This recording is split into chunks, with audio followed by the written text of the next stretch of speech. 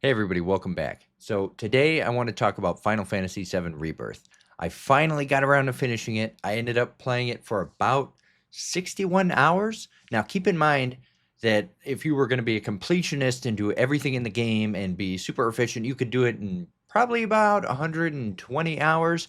So I'm coming in at just about half of the playtime for that. I 100%ed the first two entire zones, and then I decided, you know what, I'm not doing this. I'm just not doing it.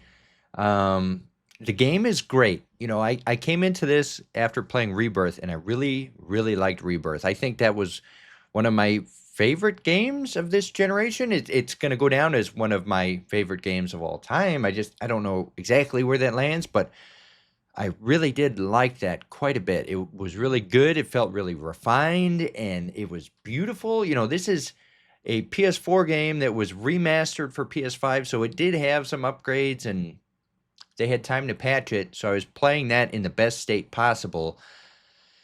Rebirth, I know that the original game opens up and goes open world in the same time that this does, but I don't think they needed to do that. And after playing through this and seeing what they did, they went totally overboard and they put so much filler in this game. I just don't think it was necessary at all.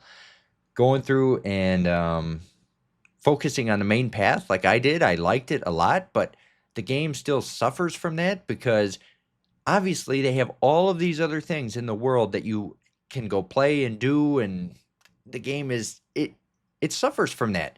It doesn't look as good. The animations are not as good. I don't like how you can kind of jump over the environment, and for me that was always the most annoying part, is getting from point A to point B. It was just awful. I didn't like unlocking the chocobos. Some areas it was super annoying to unlock the chocobos, so towards the end of the game I didn't even bother doing that. I didn't do most of the side quests. I just kind of did the main path, and I would do a couple little side things as I encountered them, but that was really it. The game was really good, but it did not need to be this long. And I know some people say that JRPGs should be really long, but I just don't see it. For me, 30, 40 hours is kind of the sweet spot. You start going to 50, 60 hours, unless there's a lot of stuff to do there. I think that's too long. And then a game like this, 120 hours, like that's crazy. So I suppose you could say, if it's there, and you want to play it. But I don't know. I struggled a lot with that throughout this game. It's like, okay, so I'm not going to do all the extra stuff in there, and I don't think most people will, but it kind of hurts my enjoyment of the game. And I tried to just put it aside, like, okay, it does not look as good as the last game. Fine. It's not as refined as the last game. Fine. The whole thing kind of felt weird because you come into this from Remake and the stakes are super high. You're chasing after Sephiroth.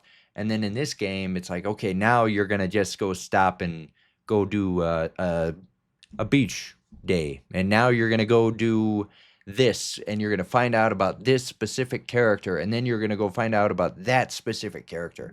And it just felt really weird. Like I kind of figured this game was going to be a lull. You got the beginning of the story, it's really exciting and action packed, and then you have the middle, it kind of slows down a little bit and leads into the ending. So I'm assuming the next game will be very, very cool, but I don't know, this game, it kind of felt a little bit weak to me. I'm not gonna lie. Yeah, so if I said the last game was one of my favorites, I don't hate this game, but it definitely started to feel like a slog. And maybe that has something to do with the fact that I played them both back to back. So I plan on giving it a little bit of room now. I do still have Final Fantasy VII on the Switch that I'm going to play at some point here. Um, but honestly, I'm looking forward to a little bit of a break from Final Fantasy after Rebirth. It's a very meaty game. The story is very good once you get past all the fluff and filler, but yeah. All right, so discussing the end of the game now. I did have a few issues, okay? This is your chance to turn away. The game was too long. They didn't need all this stuff, okay? Now I want to talk about the ending. So, for one, you unlock Vincent, and Vincent is such a cool character. Garrett spoiled this for me, and I knew there was going to be a vampire in there, so You meet him, it's awesome. He has an awesome fight, and I was looking forward to playing as this guy. And unless you have to do something differently, you can't play as him. So he's kind of there with you as you go through the end of the game. He's in some of the cutscenes, and he talks a little bit as you're moving around, but you don't play as him. And that was a bummer because he does look cool. I like his design. I like how he's kind of like moody. Great. Kate Sith. He is a son of a gun. He betrayed us, and I know he comes back at the end of the game and kind of saves the party, but I don't know. For one, he sacrificed himself, which was kind of a cool thing. He redeemed himself, and then he's just back in the story again. And it immediately undercut any of the feels for this character, this weird cat robot with the Moogle. Um, so yeah, I don't know. I did like how he kind of betrayed us, and I wanted him to stay evil or bad or whatever. And then he came back and he sacrificed himself only for that to be a red herring. So I don't know. Kate Sith, the party sizes are too big in this game. You can't, unless you do all of the side content that is supposed to be optional, you don't have enough materia to fully equip all of these guys. So a lot of the time I felt like they ended up having these the armlets or bracers, and I would have so many materia slots I couldn't use them. Or I would funnel everything to a certain few characters, and then I'd have to shuffle them around as I was switching between party members. So I don't know. I did think that was a little weird. And then at the end, when what's his name, Seng and Aerith had that little moment, she was very distraught that he was shot, and I don't know. I just thought that was a little weird. Maybe I missed something. Obviously, I didn't do the side content, but if it's not important enough to be in the main story and you're going to put it in filler content, does it really matter anyways? Yeah, I don't know. I would have liked to play as Vincent, but again, the party sizes were too big. So I don't know how they could go around that for the next game. It would be nice if they had something in there to help you swap materia, maybe like load out 3 characters and, this is my mage character, this is my physical range character, this is my melee character, and then when you swap the party members in and out, it'll automatically switch their materia. That would be nice.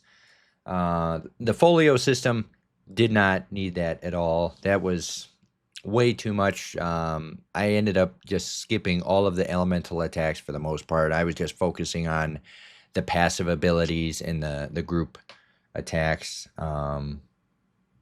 Yeah, I don't know. I was going into the final dungeon thinking that was the last big hurrah, and afterwards we'd fight Sephiroth right at the end. And you do have the Demon Gate fight, and that was kind of hard, but I think everything kind of pales in comparison to the Rufus fight, just like in the last game. Rufus is such a hard boss, and he is even more difficult in this game. So I ended up beating him just by saving my limit breaks and stuff. And as soon as that dog comes out, I just nuke him and then go back to Rufus, because that was a tough fight. And I can't wait to hear what Garrett has to say about that. But yeah, I don't know why they left Aerith at the end of the game. They just let her sit in the field. So I'm assuming she's supposed to die there at the end where Sephiroth comes down and stabs her.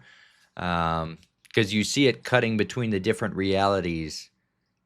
And I did like how they handled that. But I have questions about the ending. And I'm looking forward to now going and watching a bunch of videos and figure out what I missed and what they're actually doing. Because they didn't explain it very well. Maybe I should have done the other 60 hours of filler side content to understand this more, but I don't think it's worth it. That's the main story that they wanted to go with. So yeah, Sephiroth was so easy in this game. I had no problem with him at all. Like, I was a little worried because I was looking at I had a viewer comment here. Let's see if I can find his name real quick. Think Before You Sleep left a comment and said that, yeah, it was going to be pretty difficult if I was underleveled and I wanted a bunch of materia on my guys. So I did make sure that I had the materia split up amongst everybody before I went into the final boss, but I had no problem with it. I was able to beat Sephiroth, no problem. I'm curious to see how they're going to move forward. Like, I don't fully understand what the deal was with the black materia. Aerith was saying it was a fake, but it wasn't because Sephiroth was using it. And then she gave Cloud her materia, and then it turned clear. I don't know what that is. I don't know if he's going to like develop his own materia now or something, but yeah, we'll see. The whole multiverse story is kind of making sense. So when Cloud is like having those moments, he's like seeing another reality. So we keep seeing Cloud throughout the game. So I guess that's just a parallel universe. And at the end of the game, the two realities kind of blend. So they meet for a little bit and then they get split up again, which is fine because I was really worried about that the whole game. I'm like, gosh, I don't know. We're going to get Vincent at some point. We're going to get Zack at some point. We'll see what happens in the next game because if we have all of these same characters, I mean, that's Cloud, Barrett, Tifa, Aerith, Kate Sith, Vincent, Zack, Yuffie. It's going to be too much. I don't know. And Red 13. I don't know how they're going to balance all that. And maybe they'll just make the next one a 200-hour game. And that will really be awful. I hope they don't do that. I hope they cut back on this. I hope the ending of the series is going to be a really tight, exciting experience, just like Remake was. I hope they get away from the open world stuff. Like, they can have some of it in there. There is some middle room there. They don't have to go this hard on the open world. Like, they have it open, but why do you have to be able to play the piano? Why do you have to have all of these mini games that are taking away from the other parts of the game? Somebody had to make that. Somebody had to make that. Somebody had to make all of this side content. They had to put all of those towers everywhere. They had to come up with all of these little challenges for all of the different variant enemies throughout the map. The boating, the pirate maps, the flying, the buggy. I don't know. It was too much. It was too much. And I don't appreciate it. You know,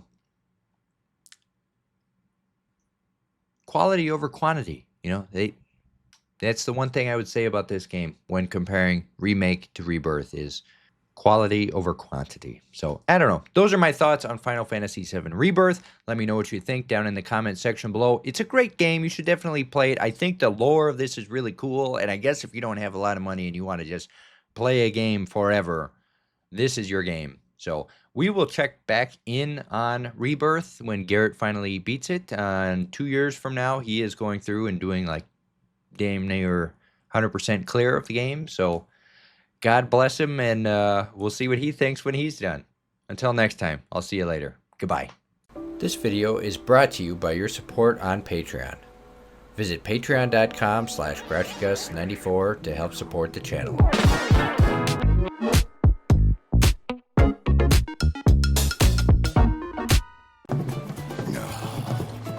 We just arrived and I already hate it. Come on, let's get out of here.